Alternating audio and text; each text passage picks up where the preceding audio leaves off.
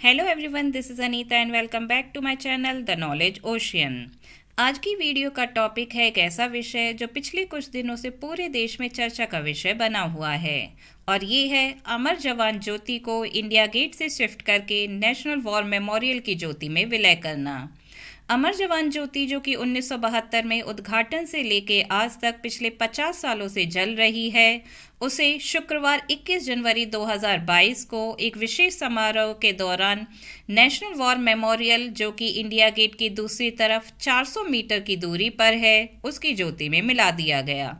इसके लिए एक विशेष कार्यक्रम का आयोजन किया गया, जिसकी अगुवाई एयर मार्शल बलभद्र राधाकृष्ण के द्वारा की गई और इस तरह पूरे सम्मान पूर्वक अमर जवान ज्योति को नेशनल वॉर मेमोरियल की ज्योति में मिला दिया गया।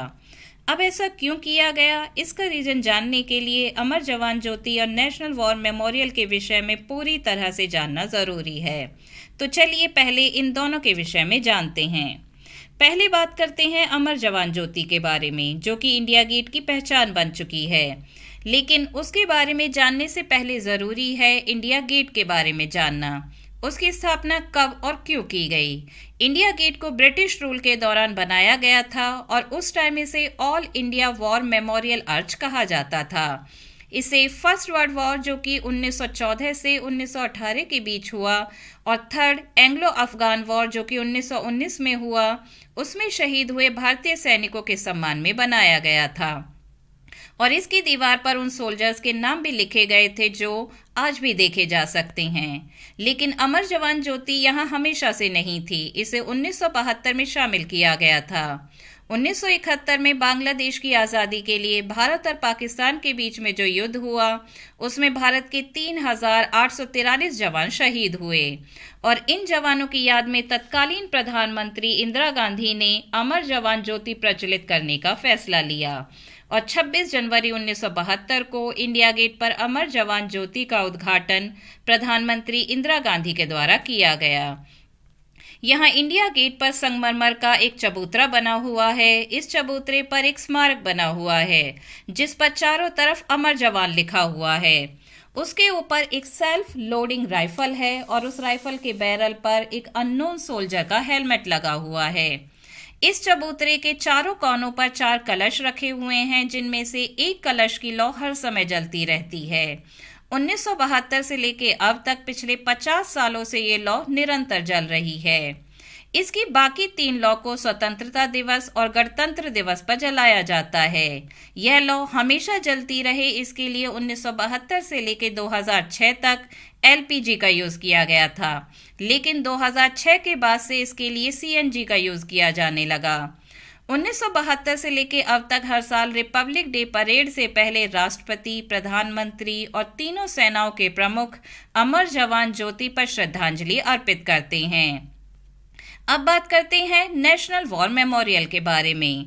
नेशनल वॉर मेमोरियल की स्थापना 2019 में की गई।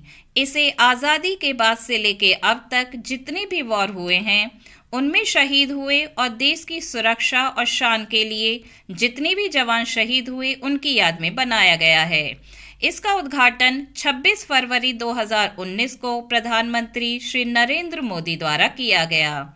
नेशनल वॉर मेमोरियल 40 एकड़ में बना हुआ है। यहाँ भी एक इटर्नल फ्लेम है जो हमेशा जलती रहती है। इसके स्तंभ पर भी अमर जवान लिखा हुआ है और अमर जवान के नीचे जवानों की शान में कुछ पंक्तियां भी लिखी हुई हैं, जो कि इस प्रकार हैं। शहीदों की चिताओं पर जुड़ेंगे हर बरस मेले, वतन पे मिटने वालों का यही बाकी निशान होगा। नेशनल वॉर मेमोरियल में 4 चक्र बने हुए हैं। सबसे पहला चक्र जहां स्तंभ बना हुआ है, उसे अमर चक्र कहते हैं।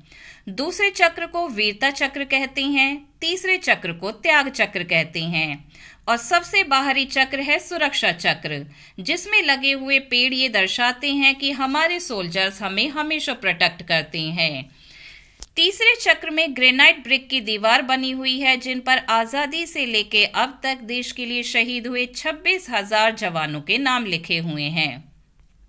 अब बात करते हैं पिछले 50 सालों से जल रही अमर जवान ज्योति को नेशनल वॉर मेमोरियल की ज्योति में विलय करने के पीछे रीजन क्या हो सकता है। तो अमर जवान ज्योति पर देश के लिए शहीद हुए जवानों को श्रद्धांजलि तो दी जा सकती थी, लेकिन वहां उनका नाम नहीं है। और जहां तक इंडिया गेट की बात है तो उस पर केवल फर्स्ट वर्ल्ड वॉर और थर्ड एंग्लो अफगान वॉर में शहीद हुए सैनिकों का नाम है, जिसमें अंग्रेज सैनिकों का नाम भी शामिल है। और इन युद्धों में भारतीय सैनिकों को धकेला गया था। तो एक ऐसे स्थान की जरूरत थी जहां पे शहीदों को श्रद्धांजलि भी दी जा सके और उनका नाम भी वहां पे हो। इसी उद्देश्य से नेशनल वॉर मेमोरियल की स्थापना हुई, जहां शहीदों का नाम भी है और उनके सम्मान में जलने वाली इटर्नल फ्लेम भी। और इसी के साथ देश के लिए बलिदान देने वाले शहीदों के सम्मान में कुछ पंक्तियां बोलते हुए इस वीडियो को यहीं पे समाप्त करते हैं। खुशनसीब हैं वो जो वतन पे मिट जाते हैं, मरकर भी वो लोग अमर हो जाते हैं।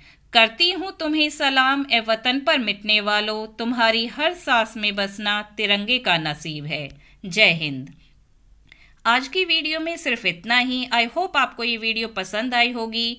अगर आपको ये वीडियो पसंद आई है तो इसे लाइक करें, शेयर करें और हमारे चैनल को सब्सक्राइब करें। Thank you.